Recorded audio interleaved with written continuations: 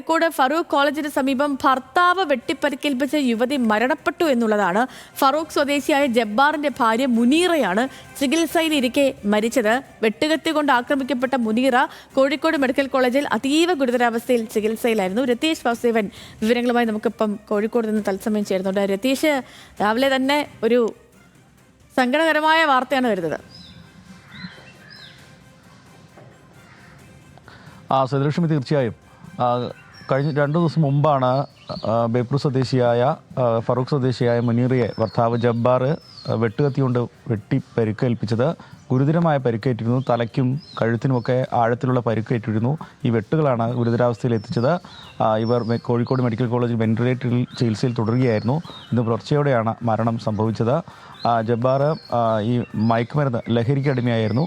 ഇതിനു മുമ്പ് കഴിഞ്ഞ വർഷവും ഇതുപോലെ മുനീറയെ ആക്രമിച്ചതുമായി ബന്ധപ്പെട്ട് പോലീസിൽ പരാതി നൽകിയിരുന്നു. പിന്നീട് വീണ്ടും ഒന്നിച്ച് താമസിക്കുന്ന നിലയിലേക്ക് മുനീറയെ എത്തുകയായിരുന്നു. കടയിലേക്ക് അവിടെ ബേപ്പൂരിൽ ഫറൂഖിൽ ഒരു സൂപ്പർ മാർക്കറ്റിൽ ജോലി ചെയ്യുന്ന മുനീറ കടയിലേക്ക് പോകാൻ തയ്യാറെടുക്കുന്നതിനിടയിൽ പണം ചോദിച്ച് നൽകാത്തതിനെ തുടർന്നാണ് ഇത്തരത്തിൽ പ്രകോപിതനായി ആക്രമിക്കുന്ന സാഹചര്യം ഉണ്ടായത്. എന്തായാലും ജബ്ബാറിനെ പോലീസ് അറസ്റ്റ് ചെയ്തിരുന്നു. ജബ്ബാർ ഇപ്പോൾ പോലീസ് കസ്റ്റഡിയിലാണ്. എന്തായാലും വലിയ സങ്കടകരമായ കാര്യം, ഈ ലഹരിക്കടിമയായ ഇത്തരത്തിലുള്ള അതിക്രമങ്ങൾ വർദ്ധിച്ചു വരുന്ന സാഹചര്യമുണ്ട്. ഇതുമായി ബന്ധപ്പെട്ട് നിരവധി കേസുകൾ ഉൾപ്പെടെ ജബ്ബാറിൻ്റെ പേരിലുണ്ട് ലഹരിയുമായി ബന്ധപ്പെട്ട. എന്തായാലും ഇന്ന് പുലർച്ചെയോടെയാണ് ചികിത്സയിലിരിക്കെ മുനീറ മരണത്തിന് കീഴടങ്ങിയത്. മറ്റ് നടപടികൾ പുരോഗമിക്കുകയാണ്.